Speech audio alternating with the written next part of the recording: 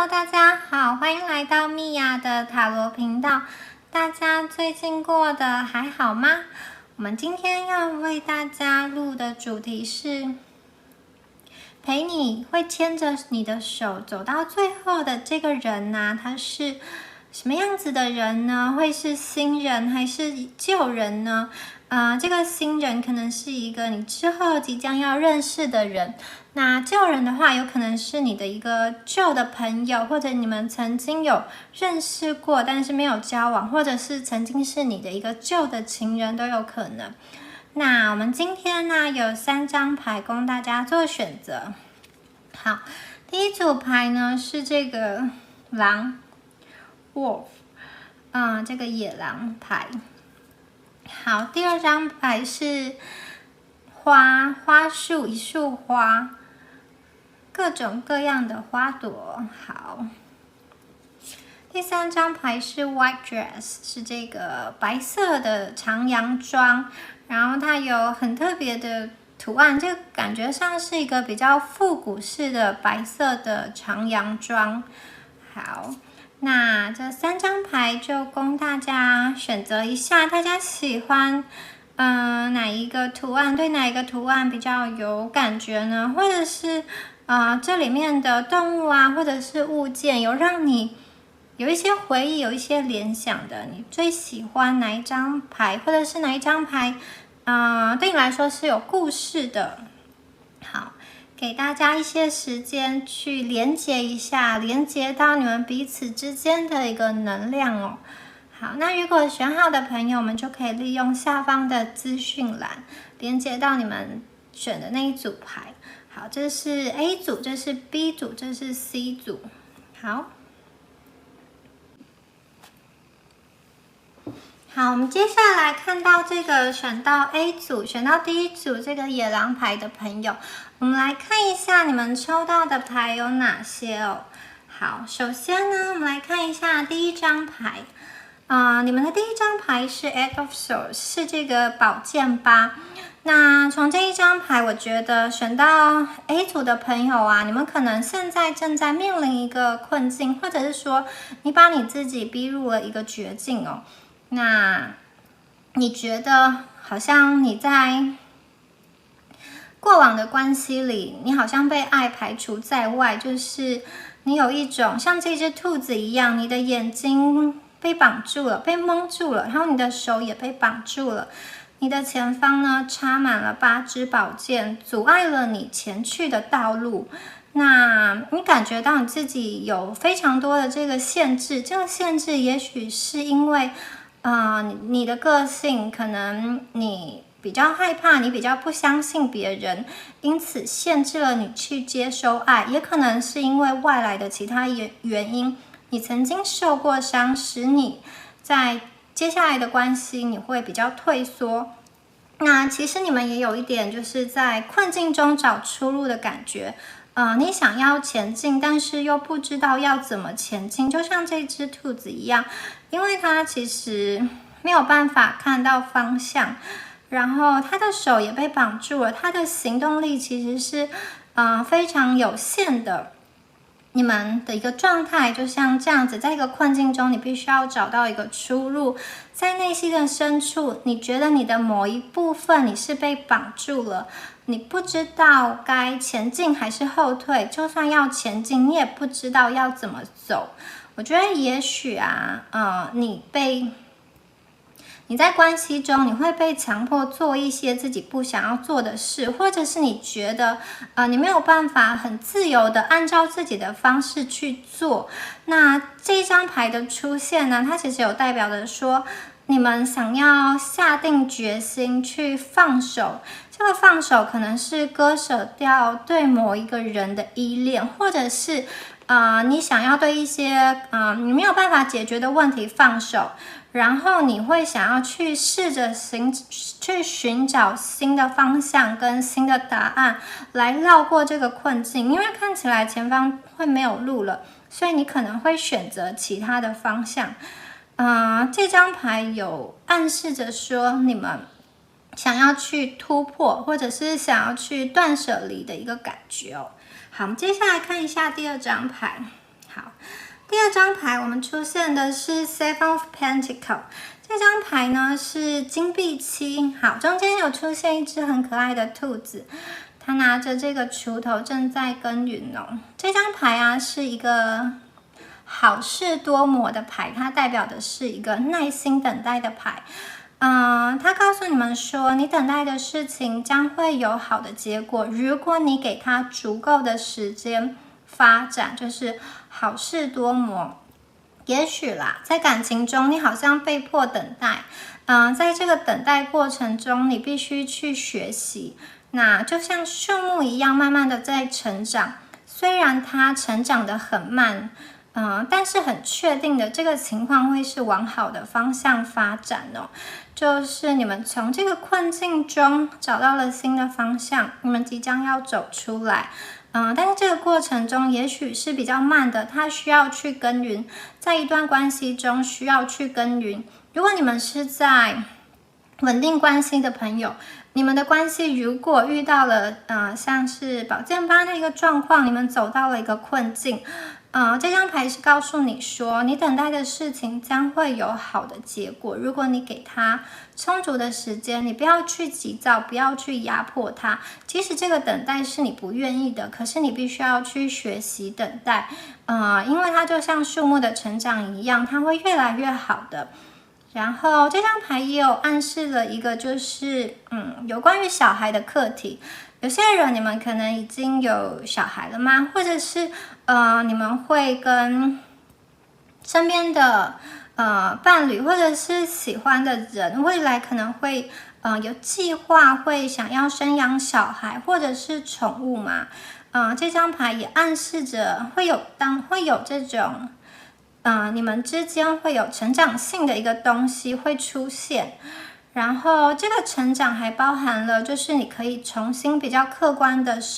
检视一下现况，你可以检视一下，就是你的理想跟你现实状况的一个差异，然后你们有能力透过这个耕耘以及时间，将彼此的关系提升到下一个阶段。那有些人呢，可能是暧昧阶段的一个突破，或者是有些人是从稳定的关系进入到下一个阶段。那有些人呢，你们可能是所谓下一个阶段，可能是你寻找到下一个目标，跟旧有的这个人断舍离之后，寻找下一个目标。那有的人则是想到你会有更好的一个方法去解决跟你目前所思念的人，你们中间面对的一个困境。这张牌代表的就是耐心等待以及好事多磨。好，我们再来看一下下一张牌。下一张牌你们出现的是这个力量牌耶。这张牌非常的可爱哦，它是很大的一个狮子跟很小的一只兔子，然后这里有一个无限的符号，代表着无限的力量。那我觉得你今天所面对的人，面对的这个对方你们的关系其实就像是兔子跟这个狮子一样哦。这个兔子它虽然小，但是它其实是有能力去驯服这个看起来桀骜不驯的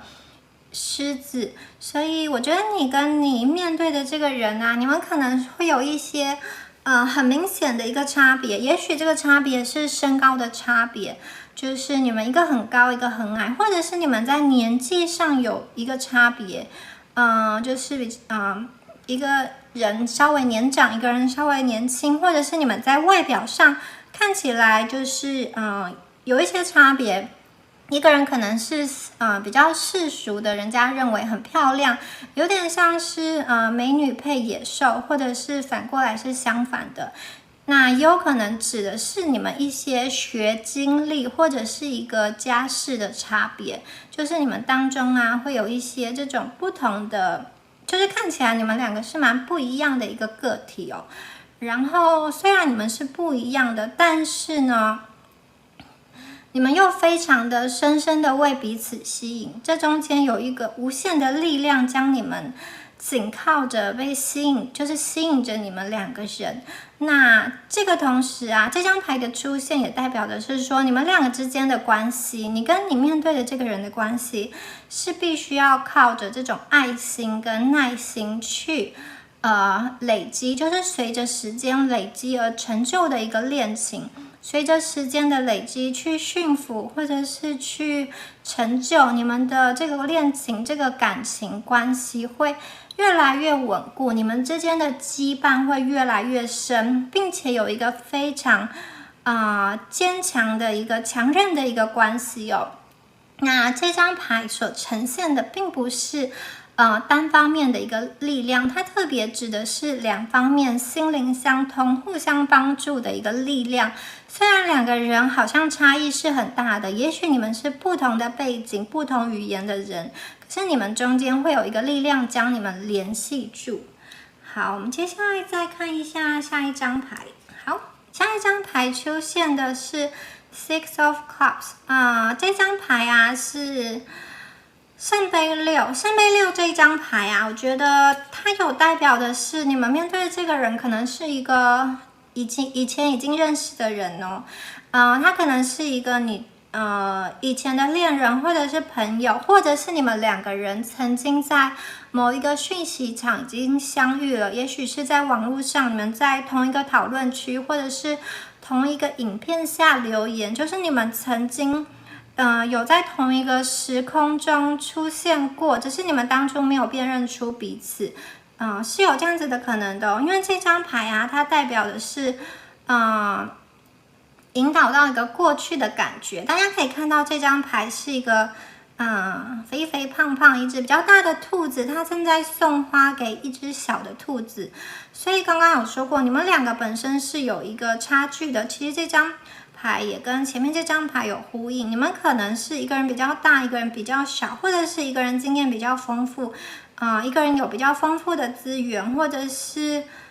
一个人有比较强韧的内心，然后一个人是比较温柔的，就是你们有一些不同的特质在。然后呢，这张牌出现的是虽然彼此可能有一些差距，可能是年龄的差距，或者是经验的差距等等，但是在相处的时候却可以融合得很好，有一种保护和驯服的关系。那看得出来，你们在当中有一方可能是比较明显的一个给予者。那这张牌啊，它象征着一个具体的回忆，就是它会让你想到一些比较温馨的童年的时光，或者是美好的一个时光，或者是你实际上在某一个地方遇到某一个人，有点像是你在一个旧地，就是你曾经去过一个有美好回忆的地方，你重新拜访了之后呢，会勾起你过去曾经住在那里的一段时光，或者是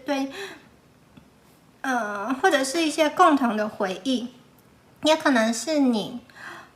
会在一个以前你曾经住过的一个地方见到共同的朋友，然后呢，这个会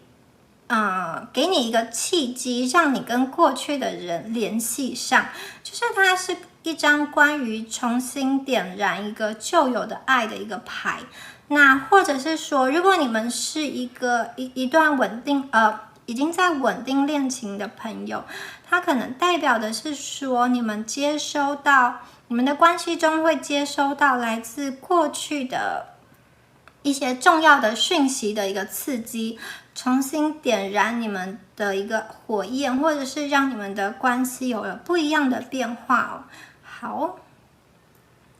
我们接下来再看下一张牌。下一张牌呢，我们出现的是金币六。好，那金币六这张牌啊，它也讲的是一个给予者跟接受者的一个关系哦。那前面那张牌，它有代表着令人怀念令人去回想一个过去的事件，就是记忆中在脑中突然的复苏等等的。那这张牌啊，它出现的是往前推展，在将来会有一个很美好的时光，在这个美好的时光中，在你们的这段关系中，将会出现一个实质的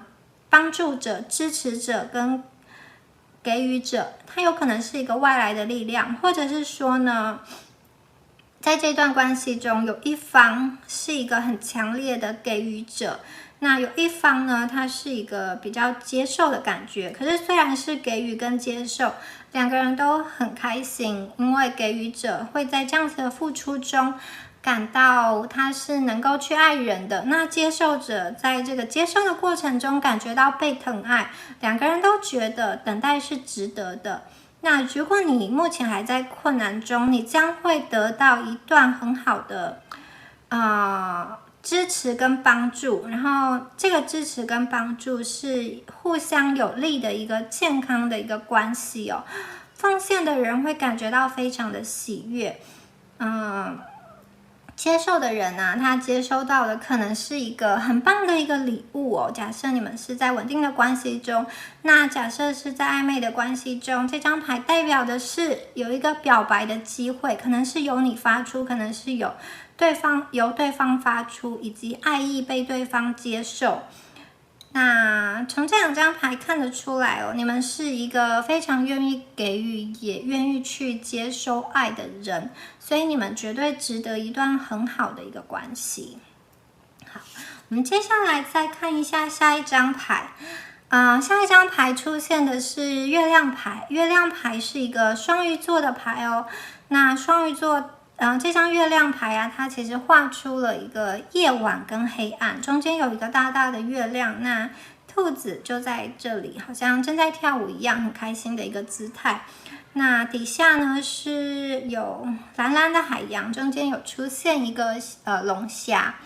那龙虾它其实是代表若隐若现的，代表内心中的一个恐惧哦。所以月亮牌的出现呢，其实感觉上你们内心对于能不能有一段真诚的爱，或者是说这段感情能不能够顺利，你们内心还是非常的迷惘哦。它呼应到了第一张牌的宝剑八。我觉得你们还是很容易在这些你一些恐惧的思绪中迷失，因为你们的内心有一些不确定性跟恐惧。你很担心，很害怕一些事情发生，你不知道怎么做。那有的时候你表现出来可能是会很生气，或者是有一点焦虑等等的。那这个月亮啊，它其实代表着进入到人心最深处的一个潜意识去探索。那你的恐惧啊，其实是来自于一个未知，就是你面对未来的一个不确定性。这个不确定性，面对关系的不确定性，面对未来要怎么走，关系要怎么发展，你内心其实有很多的恐惧。而并不是真正的下的这个决定让你感到恐惧，有点像是你正在看恐怖电影的时候，当鬼还没有出现的时候，那个很紧张，情绪很高涨、很紧绷的那个部分，反而是在鬼还没有出现之前。那这张牌啊，显现出其实你的恐惧啊，有一些并不是真的，可能是你的一些想象力在伤害你。你可能会反复想到过去你受伤的事件，伤害你的人，他对你做的话，你对你说的事情，想到一些困难，想到家人的反对，想到那些还没有解决的问题。那每当你想到那个人、那件事、其他人的一些话，你可能又会再一次经验某种程度的痛苦。那这个痛苦其实是你的想象力利用这些外在的事件来伤害你。你们是一个很敏感的人，在内心中啊，你其实很害怕受伤。就算你得到了一个很好的承诺跟保证，你仍然会犹豫不决，甚至是有一些逃避的一个想法哦。那这些不确定性跟恐惧啊，也许会在未来不预期的某一个重要的时刻，使你变得退缩，或者是没有勇气前进哦。好，那我们再来看下一张牌哦。下一张牌呢，出现的是太阳牌。太阳牌呢是狮子座的牌。我我觉得太阳牌其实是要告诉你们说，凡事啊，最忌讳的就是你哀莫大于心死，就是如果你没有力量，失去了盼望之后，反而你真的，你相信的事情反而会真的到来。你相信这件事情不会成功，那它可能就会真的往不会成功的方向走。所以这张牌其实是要提醒你说，虽然过程是波折的、不确定的，但是终究你会迎来生命中的阳光，在你的关系中会有太阳升起，而且呢，你的关系会是这个太阳的力量会为你带来一个健康的恋情，不是那种就是很多眼泪那种，然后很苦难的那种恋情，你的恋情最后会走向比较健康，然后比较没有这么多压力跟眼泪的一个关系的一个时光，你会感觉到内心的温暖会升起，然后这段关系它会让你治好旧有的伤口，并且克服一些旧有的悲伤。太阳呢，它是万物的一个生命力的根源，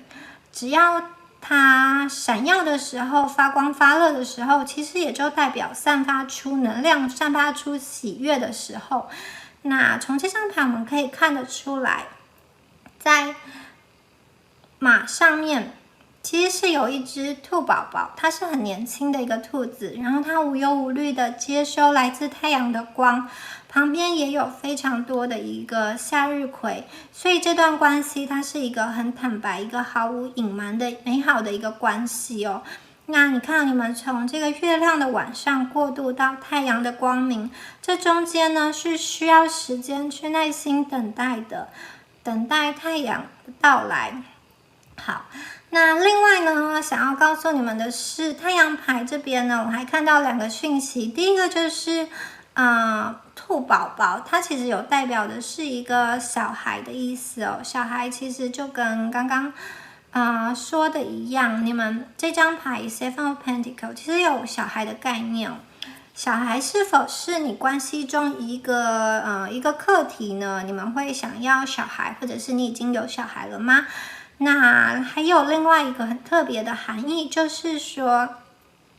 特别是给同性的朋友，就是太阳牌它其实有代表着是同性之爱，因为这张牌最原始的一个牌面，它其实是画着2个小男孩站在一起，所以它代表着是同性之爱哦。好，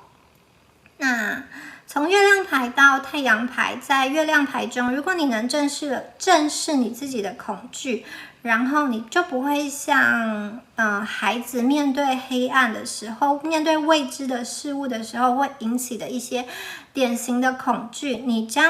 可以面对你的恐惧之后呢，在这个太阳牌中，你将会可以发现，在这段关系中，你是可以很清楚的看到你自己的独特之处，而且你会很享受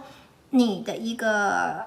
自由表达关系的一个，就是你可以很自由表达你的内在的自我，所以你可以很快乐的方式来呈现你自己哦。你不用再像 Eight of Swords 这张牌，你必须去压抑，你好像绑手绑脚的，你没有办法去施展，你没有办法说出内心所想说的话哦。这张牌其实代表的是，你将会有一个不同的一个方向跟渴望，你可以渴望一段健康的一个关系，然后你可以去面对你内心最深处、最原始，你真的想要的东西是什么呢？你不用再去压抑或者是配合，因为你将迎来的这个人，他是很适合你的。也许这个人他可能是你过往的一个旧事，你们曾经分开了，可是如果你们再相遇的话呢，你们2个会有一些体悟跟改变。也就是说你们过去的一些没有解决的问题，那个是有机会被解决的。因此你在新的关系中，就是你们发展出这种新的感情中，将不再会像过去一样好像比较悲伤、比较痛苦的一个状况。好，我们再来为你们抽一些字卡哦。好，我们看一下第一张牌。第一张牌啊，说过去的问题都不再是问题。对，过去的问题都不再是问题，因为我们这边出现了一个太阳。好，第二张牌是很需要在寂寞的时候被你找到。好，觉得这张牌啊，很需要在寂寞的时候被你找到。这张牌其实好像陷入一种深深的回忆，就跟这个 Six of Cups 这个圣杯六一样哦。你们在一个回忆中，也许在寂寞的时候，你会陷入到一个深深的回忆中，然后你会想起一个人，你希望这个人可以来陪伴你。那这个人呢，可能是你心目中一个理想的对象，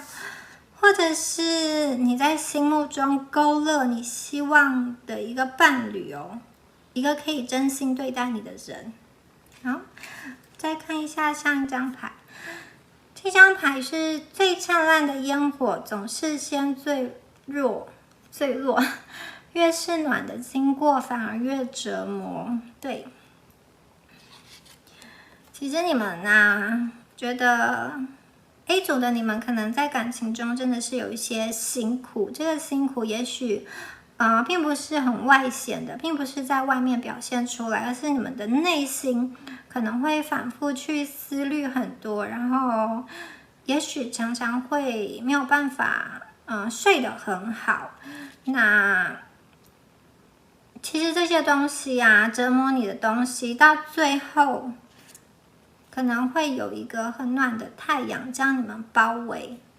那也许你们恋情，你们过往的关系中有那种就是一开始非常的美好，可是结束的时候就是让你很痛心，但是却又让你很刻骨铭心，因为曾经有太过美好的回忆，就像灿烂的烟火，可是为什么总是坠落的很快呢？所以其实我们要等待的是真正的这个温暖的太阳。那在这等待的过程中，我们确实会需要经过像是月亮一些不确定的感觉，然后可能还有一些恐惧等等的。好，这张牌说你绝对值得真心的人。刚刚有说过，这个人呢，可能是你们的一个旧情人，或者是说你的一个旧事，或者是你们曾经在能量场中，在网络上有交换过讯息的人，你们曾经在同一个时空中有交汇的一个能量哦。那这个人呢，不知道他在过去有没有好好的对你，你们是那种擦肩而过，彼此都有好感，或者是他曾经伤了你，负了你。要记住哦，你要怎么去辨认出这个人呢？他是一个真心的人。今天你们问的这个人啊，他绝对是一个真心的人，他不会让你们掉太多的眼泪。我们有太阳牌，这个关系是一段健康的关系，里面是没有欺瞒的关系。你可以很放心的把自己交给他，而且你跟他在一起的时候是温暖的。所以是不是你心中所想的那个他呢？你必须要诚实的面对你自己哦。就是你想到这个人的时候，他是给你什么样子的感觉？是快乐的感觉比较多，还是悲伤的感觉比较多呢？然后要记住，你们绝对值得真心的人哦。好，以上呢就是第一组抽到野狼牌的朋友们，给你们的一个解牌。希望今天的解牌对你们有帮助哦。那如果你们有想说的话，或者是有什么感想，都可以在下方留言给我，每一个留言我都会看。好，那就祝福选到 A 组的观众朋友咯，祝福你们。Hello， 我们来看一下选到第二组牌，选到这个花束的朋友们，我们来看一下，最后会跟你走到最后的这个人，他有什么样子的特质？然后他会是一个新人还是一个旧人呢？我们首先来看一下第一张牌。第一张牌呢出现的就是金币石 Ten of Pentacles。那我会觉得说，这个人呢、你们所要牵手的这个人，他是一个蛮有生活能力的人，他可以在物质的世界中去利用他的技能，争取到非常多的财富。你跟他相处的时候，可以得到这个财务的安全感。另外一方面呢，就是你们重视的一些内在的一些价值观，就是你们认为很重要的事情，你也可以在他身上得到实现。这个金币石有可能代表是外在的财富，以及内在一个就是你个人觉得很重要的一个价值观，也许是对感情的忠诚，或者是对家人的一个陪伴，你很重视的这个东西，它是会给你的。那假设你们是单身的朋友，你可以留意一下你身边有没有这样子的人。这个人必然是一个对生活有想法，而且也有能力的人。那如果是已经在稳定关系的朋友的话，这张牌其实代表是说你们的关系可以提升到下一个阶段，也许是一起开始生活，或者是说呢，你们有计划有意识要谈论到结婚，甚至是获得小孩。那这张牌有代表的是说，你面对的这个人，他其实是一个蛮重视传统的人，他会去利用他的技能或者是知识去争取所谓一些资源来给他的一个家庭。那他认为这个是在传统的责任上应该要去做的事，不管这个人是男生还是女生，他对于他的家庭其实都是有一份责任感的。好，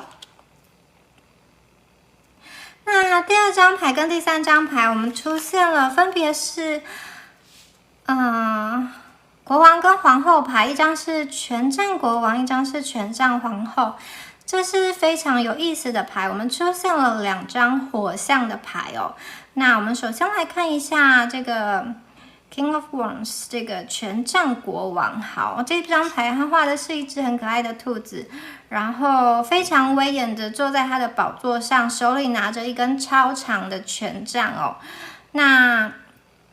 权杖国王这张牌啊，它代表的是果敢，就是这个人，假设你问的这个人，他是一个就是男生的话呢，他是一个蛮大男人，然后是蛮勇敢而且有自信的人，就是他有一个很坚强的意志力，就是他对于他所想要达成的事情啊，会展现出绝佳的意志力。他的身心是非常强悍的，就是他觉得无论如何都要去达成。他本身是有这种自信的阳性的能量，这张牌是阳性的能量。同时啊，某一部分的朋友，你们要问的这个人啊，他是一个具有企业家精神的人，就是他是一个充满活力、有生命力的人。在你跟他相处的时候，他会引导你去做一些所谓比较你平常不敢做的事情，就是有一点小小冒险的事情。因为他的性格本身是具有这种开创性的，他喜欢帮你下决定，在一些需要下决定或者是主动判断的方面，你其实是可以仰赖他，因为他本身其实是会蛮会思考并且去采取行动的人。可是有的时候啊，他也会变成说太过强硬的想要掌握一些事情，就是特别是在爱情关系里面，怎么说呢？就是有好有坏。他虽然是很热情而且是很诚实的人，可是他有的时候也带有一些控制欲。那第二张牌呢是权杖皇后。权杖皇后这张牌啊，我会觉得说，你们两个的能量其实是蛮相似的，因为一个是国王，一个是皇后，你们是一个势均力敌的关系。那权杖皇后，她手上拿的是一个向日葵，还有她的权杖，她的权杖并没有权杖国王的权杖这么长这么大，它是比较小只一点的权杖，然后它稍微竖着放。权杖皇后她本身其实也是蛮有想法的人，她是具有魅力的人，就是具有魅力的一个女性的一个能量哦。周遭的人可能都很容易被他们吸引。那我觉得其中有一张牌代表你，其中有一张牌代表对方。那是哪一张牌代表你们，你们可以去感受一下哪一张牌的能量比较像你们哦。好，权杖皇后啊，她这只兔子很可爱，一只手拿着向日葵，一只手拿着权杖，它具有非常强烈的一个性感的元素哦。那它跟国王碰在一起的时候，其实两个人啊都非常的有主见，那怎么办呢？但是皇后她这边呢，其实还有一个很棒的特质，就是她内心懂得去体贴别人，她有一个很棒的观察力跟洞察力，她可以去理解别人的伤痛。所以她虽然跟国王一样，她是一个非常果敢的人，她一旦设定了目标，她其实还是会勇往直前，就是很难被阻止。但是呢，他面对国王的时候，他又会有比较退让跟柔顺的一面哦，就是他不会再那么的强硬，不会跟国王硬碰硬，他内心其实也是有很柔软的一面，所以他可以去理解国王的内心的一些伤痛或者是苦楚，他可以作为一个很棒的支持的角色。那特别要提到的就是权杖皇后这张牌有代表的一个非常强大的性吸引力，你们在肉体上啊是非常的就是怎么说，很契合啦，就是可能对方的这个型就是你的菜，或者是你的这个型就是对方的这个女神或者是男神，就是对方很喜欢的那个样子哦。这个特别是在肉体方面。接下来我们再看一下。这张牌也是金币牌。好，这张牌出现的是金币骑士。金币骑士这张牌啊，它画的是兔子骑在马上。这张牌代表的是一个勤奋跟稳固务实的一张牌。我觉得啊，这个人就是你所想要发问的这个对象，在他的内心啊，他其实是有非常稳固跟保守的一面，就是他虽然在外在他会很努力的去争取一个财富的安全感，可是他在形式上，他在他的做事，他的一个作风上，他有的时候会在无意识在无意识里面会为自己形成一个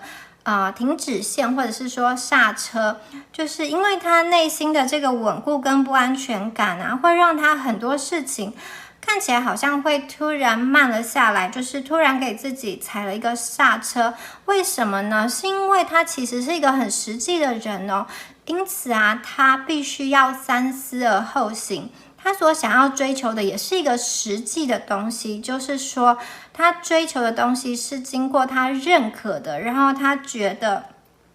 这个追求到之后，他可以达到的这个成功是很持久的一个成功。他不喜欢去追逐一些短暂的利益，也就是说，这个人在感情里面，他不喜欢去玩这种跟很多人暧昧或者是一夜情，他不喜欢玩游戏或者是搞套路。他喜欢当他想清楚决定要出手的时候，他就是想要一段比较长久比较持久的一个感情哦。所以有的时候啊，如果这个人是你暧昧的一个对象的话，你可能会感觉到他好像有的时候好像给你的态度不是很明确。事实上是因为这个人他在下决定之前，他会考虑很久，思索很多，因为他决定之后就会贯彻始终，他是这样子的一个个性，就是其实是一个蛮务实而且谨慎的人。跟这个权杖国王这张牌其实有一点相辅相成哦，就是他要达到金币10这个状态，是来自于他的努力工作，来自于他的一个长期计划跟考虑的周全，所以他必须要不断的去奋斗，然后不断的去行动。骑士他是一个行动者，透过他的行动呢来开拓财源。那这张牌是一个土的元素哦。跟刚刚的这个权杖这两张牌其实代表了火元素，那金币是土元素嘛，可是它又是一个金币的骑士，骑士本身呢是火，就是呼应了这个权杖，所以它这张牌啊，其实有着金币的土跟骑士的火两个不同的元素在融合哦。代表的是说，这个人的成功是后天的累积，因为他牺牲了大量的日常的娱乐，他把他的心力都投注在其中，他会反复的去试验，找到出一种对事情比较好的一个方法。在感情上也是哦，他采取的是一个对他来说，他觉得比较有把握的做法，这个做法不见得是最聪明或者是最有效的，可是对他来说，就是他能想得到，然后比较有成功几率，然后也是他觉得比较务实的一个方法。他是这样子的一个人，因为前面有出现了这个国王跟皇后，所以代表说他的个性里面其实是在行动的时候也会像征服者一样，也就是说在他经过思考之后，拟定好作战计划之后，他希望一出手就要成功哦。这个人是这样子的。好，我们接下来再看一下下一张牌。下一张牌啊，它是这个愚者，他是一个傻瓜。怎么说呢？我觉得这个人啊，他其实在面对感情的时候啊，就是当他面临到一段真爱的时候，让他奋不顾身的时候，他其实会做出一些像愚者一样的事情哦。就是太过于天真，没有看到危险。大家可以看到他的脚下这只兔子啊，好像没有在看前方诶，他其实是看着拿牌的这个人，他并没有看着他应该要注视的脚下，不小心就会掉落悬崖了。这个人呢，他遇到你的时候，他会像傻瓜一样完全的奉献给你哦，把他仅有的这些行囊都奉献给你，而且他的眼睛正在注视着你，他没有看到他的前方可能出现的危险。那我觉得你们可以作为一个提醒者来提醒他。好，这张牌呢，我觉得很可能啊，选到这组的观众朋友，你们面对的这个人呢，是一个新的人，因为这张牌代表了新的希望、新的出入，代表着一个就是崭新的开始。没有对象的人，你们可以去期待一个新的人。这个人是有生活能力的人，他是比较务实的人，他会为了他的成功去计划跟奋斗。那如果你们是在稳定关系中的朋友啊，我觉得这张牌代表的是说，你们对这段感情的未来是可以抱持着一个新的希望跟新的期待的，就是像这张牌一样哦。这张牌有指的是说，刚刚有提到说，如果是在稳定关系的朋友，你们有可能会进展到一起生活，或者是结婚，或者是获得孩子的一个这样子的一个阶段。那至于单身的朋友，你们可以去期待，不管是未知的桃花，或者是已经出现的桃花，你们都可以对这个抱持着一个期待，因为会有这样子的一个人，他的眼睛完全的注视着你们，甚至不顾他身边的一些可能周遭可能发生的一些危险，就是他不会考虑这么多，因为他喜欢你，他就会有点奋不顾身的来找你的意思。好，我们接下来看到这一张牌是金币一哦，必须要说一这张牌啊，其实也代表的是一个新的开始，一个全新的一个起始点，所以我觉得抽到第二组的朋友，花束的朋友啊，你们很可能遇到的是一个新的人，他会给你们一段崭新的开始。这张牌的牌面非常的可爱，这只兔子它是长有翅膀的。它下面有一个很大枚的金币，这个金币和我们前面出现到的金币不大一样，它下面其实是有这个稻穗作为装饰的，在它的下方是一个很漂亮的玫瑰花园。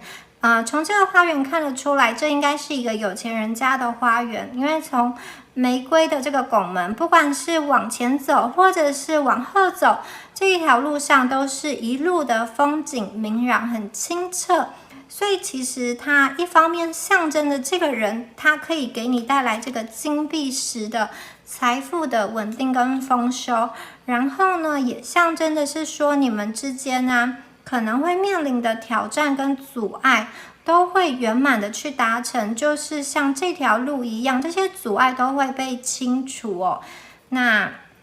这张牌还有特别指的是这个金币啊，它在肉体感官上的一个连结哦，就是它会将刚刚有说过这个人啊，因为你们对他来说身体是很性感的，这个性感特别要跟你们说，并不是说一定是符合某一个世俗的价值观，就是说很瘦啊，或者是很结实，还是怎么样子的一个形象，就是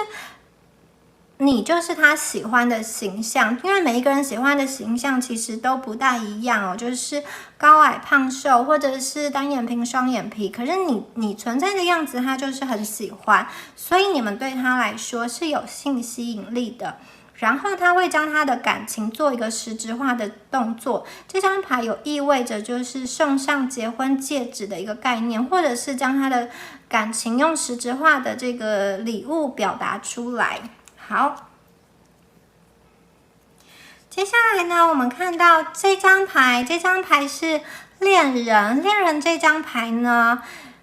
它代表的是一个沟通跟选择的牌哦。在传统的牌意中是讲的是亚当跟夏娃嘛。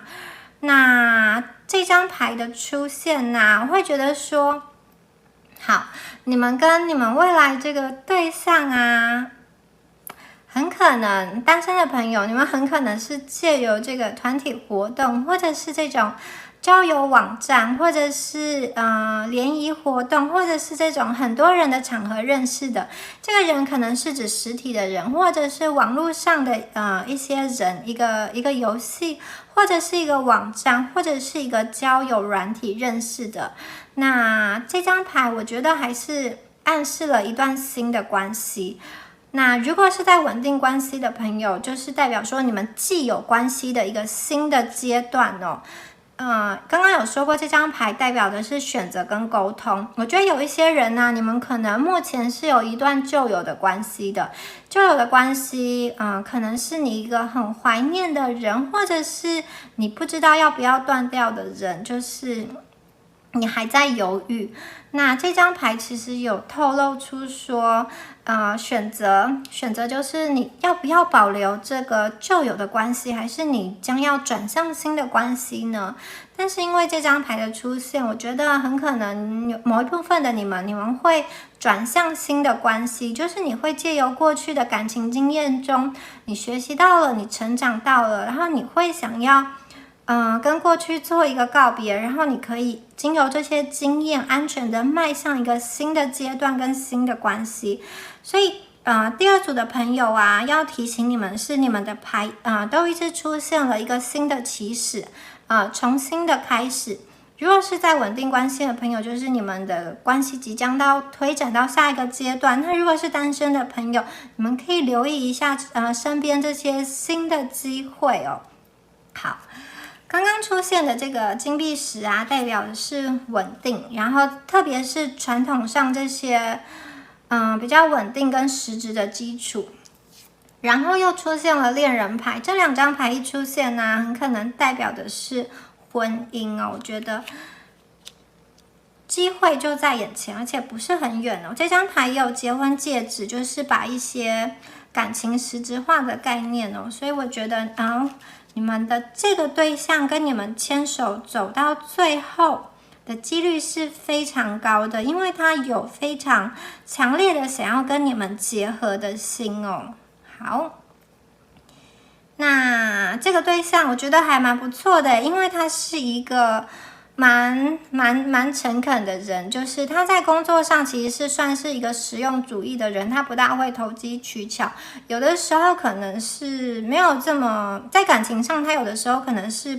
不是这么怎么说呢？他有一点不解风情，就是他会按照他自己想要做的那个方式去做啦。对，可是这个部分是有办法进行沟通的。那加上这个人是还不错的耶，然后他给你们东西都是一些非常物质的东西，因为他会用这样子的东西来表达他的爱。我们来看一下你们的字卡哦。好，你们的第一张字卡，他说相信就会看到。好，相信就会看到。当你相信你的这个未来的结局会是怎么样，你就会看到是那个样子哦。所以你们可以去试着去想想看，关于你的关系，你所想要添加到这个关系其中的东西是什么呢？你所想要显化的这个东西，这个人是怎么样子的一个人？相信就会看到。好。第二张牌是，他说相遇的时间如期出现。我觉得这个时间应该不会太远呢，而且我觉得你们接下来遇到的时候，很可能会谈的是比较稳定跟长久的感情哦。两个人很可能都会想要发展长久的关系，然后最后是走向结合的这种关系哦，然后他会在相遇的时间如期出现，他应该是快要出现了这个人。好，第三张牌是你就足以耶。刚刚有说过，这个人其实就像傻瓜一样，他就觉得你们就是很吸引他，所以他其实不太会去管身边是不是有一些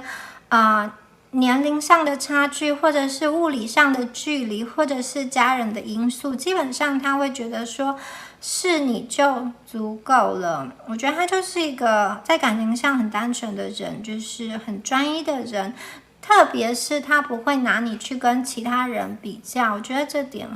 很不错诶。就是有的人可能在一段关系中久了，有的时候会因为自己获得了一些成长或者是经验，他可能会觉得原来的伴侣配不上自己了，自己好像有权选择所谓更好的、更优秀的等等。可是这个人呢，他基本上不是这么想他会觉得他评判事情的标准不是那种不是那种说是用非常多外在条件去构筑他的爱或不爱。我觉得他就是很热忱的喜欢你，就是喜欢你，不管你是不是符合世俗上的某一些特质，他都是喜欢你的。好，很不错的一个人哦。以上呢就是第二组的朋友你们抽到的牌，还有今天的解牌。那希望今天的解牌有帮助到你们哦。如果你们有任何问题或者是感想，你们都可以在下方留言，每一个留言我都会看，然后也会回复你们哦。希望今天的解牌有帮助到你们，祝福选到第二组的朋友。好，我们接下来看到选到第三组，选到这个白色长洋装的大家，我们来看一下你们的牌哦。你们走到最后的这个人会是什么样子的一个人？然后呢，可能会是新人还是旧人呢？首先我们出现的第一张牌是 Four of Cups， 这张牌啊，它是一个圣杯四的牌哦。那这张牌很有趣，它画的是一只兔子，然后在他的眼前中，地上啊有3个圣杯，然后在他的头顶上有一个圣杯长着翅膀，好像正要飞走，又好像正要飞过来。可是呢，这个兔子啊，它似乎正专注着它眼前草地上的杯子，它并没有注意到这个正要飞离或者是飞过来的一个杯子哦。我觉得选到第三组的朋友啊，你们目前呢，可能在工作或者是学业上，或者是在日常生活中有一些忙碌，或者是压力，或者是你的心情不是很好。那也许在这样子的忙碌的一个过程中，你可能忽略了一些就是眼前而来本来是可以抓住的一个好机会，就是你其实睁开眼睛就唾手可得的一个好机会。甚至呢，可能是你们会去因为心情不好，你们可能会去破坏了一些事情哦。这张牌显示出，如果目前你们是在一段关系中，不知道你会不会对现在的关系，就是目前的一个关系，感到有一些好像陷入一个倦怠期哦，就是你对于目前的关系啊，能不能走下去，好像有一点怀疑，或者是有一点闷闷不乐，就是不知道眼前这个人是不是最适合自己的。那如果是单身的朋友，这张牌啊，它其实有一个比较静止的状态哦，就是你们好像并不是很想要去行动，有一点懒洋洋的感觉，或者是你们曾经行动了之后，你觉得没有很好的进展，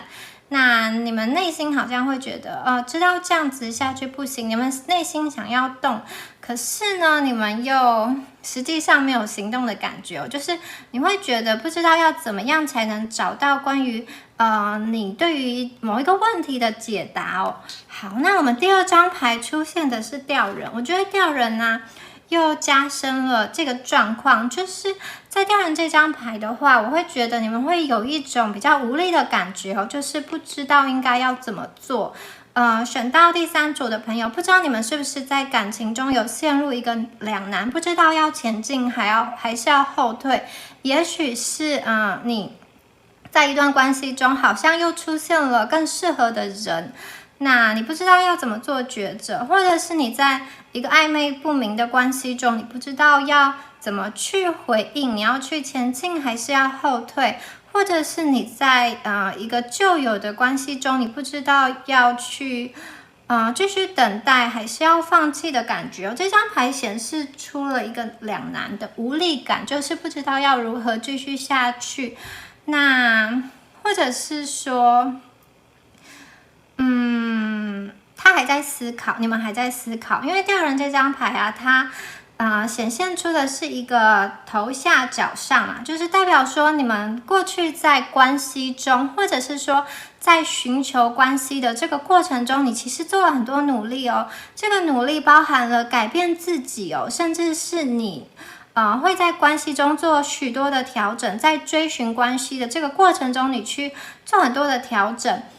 你们可能还准备要去接受一些就是跟你原来信念相反的事，就像这个吊人这个兔子一样，它其实是用另外一种方式来看世界。我觉得你们是有试图的去接受，也许在关系中跟你原来的想法不一样，但是这个是对方的想法，你们试着要换一个角度来看世界。那这张牌的出现呢，其实它是一个蛮好的牌，为什么呢？这张牌代表的是一个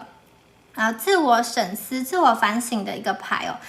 应该说不能说是反省，我觉得应该说自我思考。因为当你在这个进退不得的时候，你可能会有感到一些焦虑，或者是慌乱跟无助的感觉哦。那你可以承认这个感觉，并且好好的平静的去思考，关于你内心真正的想法是什么，你真正想要的是什么呢？这只兔子啊，它背后其实是透出一个白色的光圈，它是一个光明哦。它虽然处于静止，可是它的思绪是明朗的，代表说你们在这个平静的思考过程，反正目前是进退不得。你在这个思考的过程中，其实你的一些不安感会慢慢的减退，并且你会能够比较冷静的掌握这个状况。同时啊，这张牌兔子背后这个白色的太阳告诉你们，藉由冷静的思考，你其实就可以看见光明。特别是这个答案是从你内心而来的，就是你可能要去隔绝一些局外人的声音，你可以从自己的内心中发现灵感，然后等待时间过去，你可以承认你目前也许是没有办法抉择，或者是你有点无力感。你承认之后，你会感到比较轻松。然后呢，你等待时间过去，就会有一个破茧而出的一个时刻。因为我们下一张牌看到的就是世界牌，世界牌呢是一张土星的牌。那世界牌的出现呢，它其实代表着一个新生、解脱跟活力。经过一段时间的这个沉思，特别是你们去思考关于你们自己真的要的是什么的时候，接下来你们就会达到这个世界牌的一个状态。那我必须要说就是对于单身的朋友，你们会找到一个，就是你们和对方会互相彼此的找到。在这个茫茫的人海中，你们会找到对方，因为世界牌它代表的是某一个阶段的完成。那在这个关系中，双方都会觉得很舒服。特别是你遇到对方的时候，你特别渴望想要和他有一个很好的结合，这个结合可能是两个人共组成一个家庭，因为你想要在这段关系中获得一个安全感跟彼此被保护的感觉，所以呢，第三组的朋友和你们走下去，走到最后的人，这个人必然是一个和你一起成长，而且你和他在一起的时候，你会感觉到你们可以结合成一股更强大的力量，达成一个更大的世界的人。你们两个人本身是一个完整的个体，可是加在一起呢，你们会发出有一个更大的能量。那有些朋友你们可能已经找到了这个人，因为这张牌啊，它其实并没有很明确的指出是新人还是旧人，必须要从吊人这张牌你们去思考、去反省、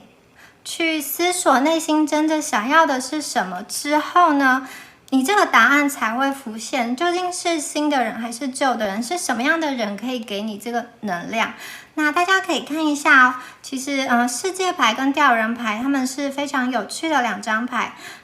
吊人牌它是12，数字的12，但是世界牌呢，它是刚好颠倒过来，它是21。然后世界牌它代表的是一个动态，那吊人牌代表的是一个静态。两张牌呢都是以天空为背景，从这个吊人的静止到世界的圆满，这是到达这个世界的状态，它中间是需要花时间等待的。好，我们接下来再看下一张牌。下一张牌呢，我们出现了权杖9。它告诉我们说，我们在到达世界这个圆满的欢庆的一个过程的一个状态的前面呢，你可能会面临一些你认为的一些挑战，或者是阻碍，或者是威胁。那有些时候是真的威胁，可能有来自于外在的阻力，包含是一些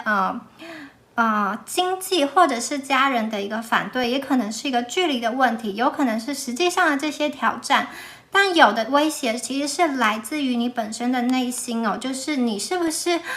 对于一些旧有的伤口念念不忘，以至于没有办法去敞开自己，去好好的进入一段亲密的关系呢？这个伤口可能是你要发问的这个人所给你造成的一个伤口，你没有办法去忘记他对你的一个伤害，或者是你们两个相处过程中你曾经受的伤，也可能这个伤口是别人造成的，是外人给你们两个加诸在你们两个的身上。那也有可能呢，单身的朋友，你们可能是因为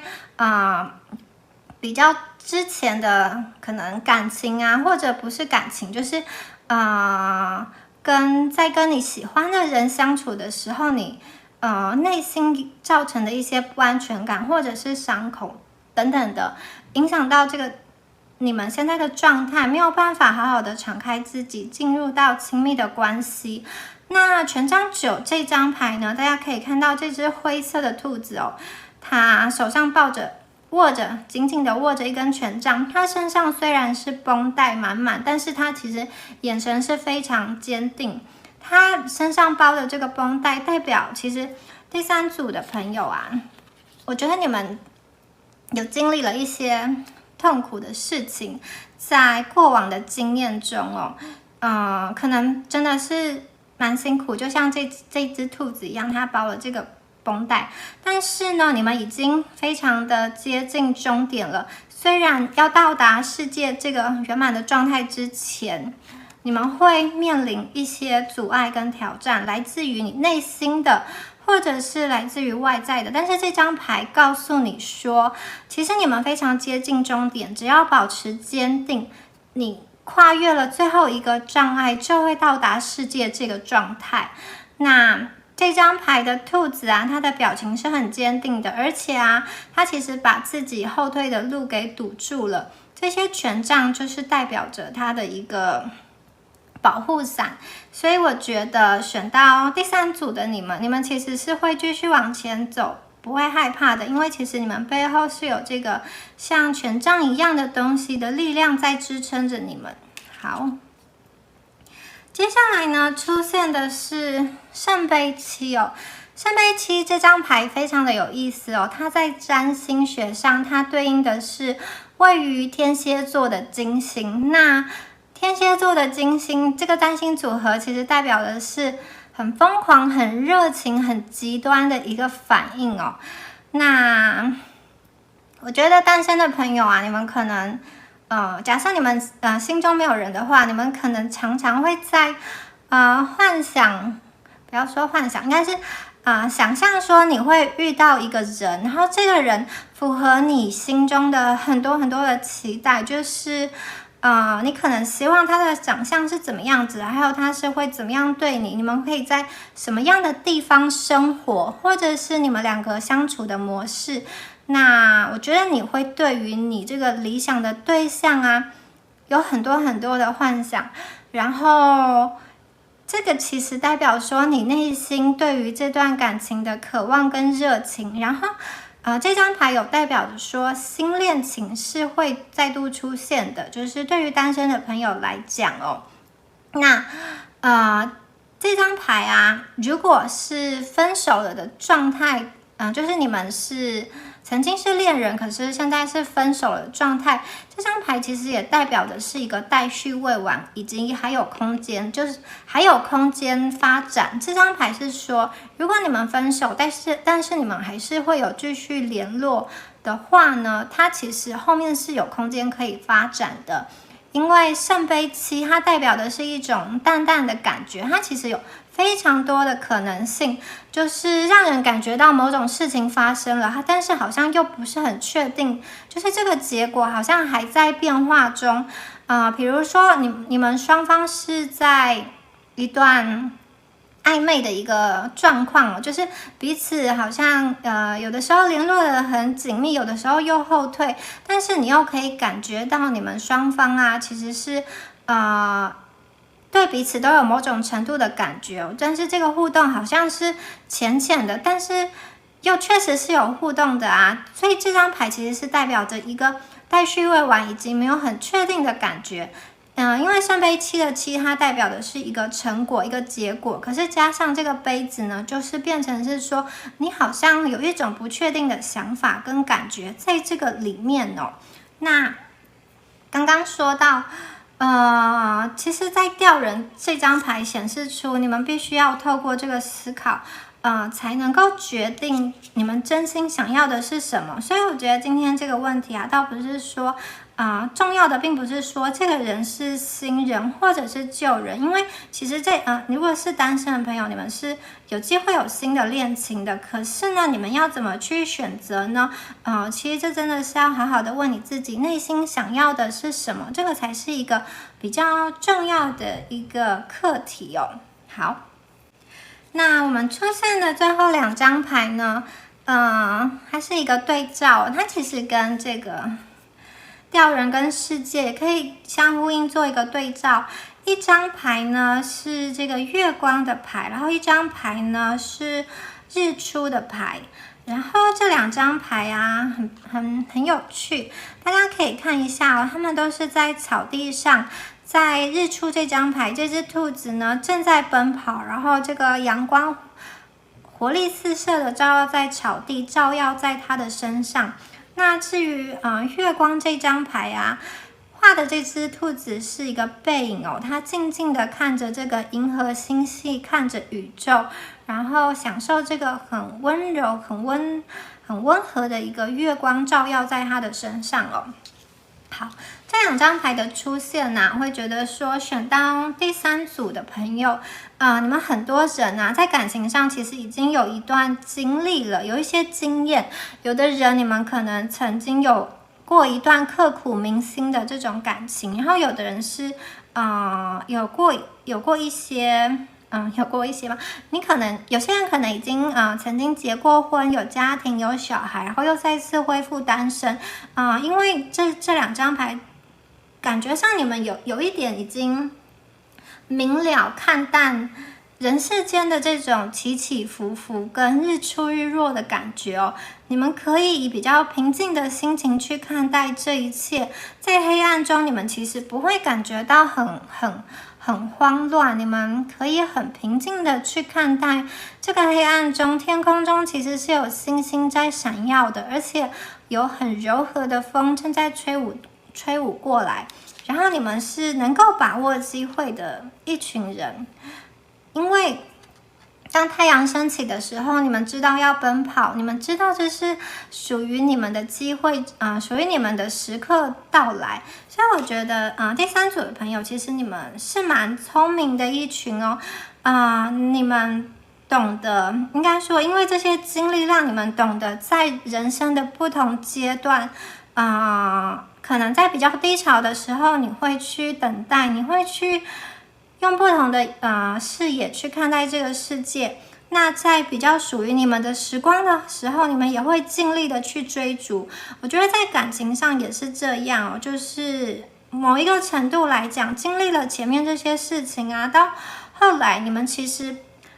越来越能够去释怀发生在你们生活中的一些事情，也越来越不会这么去钻牛角尖，就是可能就是有一种既然发生了就发生了，然后日子还是要继续过下去的感觉哦。好，所以第三组的朋友，这个人是跟你们走下去的，这个人是新人还是旧人？我觉得重点不是在于他的身上，就是跟前两组比较不同的是，其实是在于你们的内心，你们要选择是新人还是旧人呢？因为它是一个还没有完结的，因为我觉得你们对于你们的这个伴侣和你们共度一生的这个人，你们其实是对他有蛮多想法的，就是蛮多期待的。你会有对于这段感情啊，像这里有7个杯子，就像你们各方面的一个期待一样，可能关于外貌，或者是关于经济，或者是关于他的个性，他要怎么对待你等等的，你们其实都是会去想象这些你们所要求的东西，或者是你觉得这个是适合你的东西。那这个其实是第三组的朋友，你们在思考过后就会得到的答案。然后呢，你们可以去抉择出一个很适合你状态的人。你们不大会去在意外在的世俗的眼光说什么，因为其实你们经历了很多之后，你会知道什么样是适合你们的。好，这个是有关第三组朋友你们的解牌，然后我们再来看一下字卡的部分哦。好，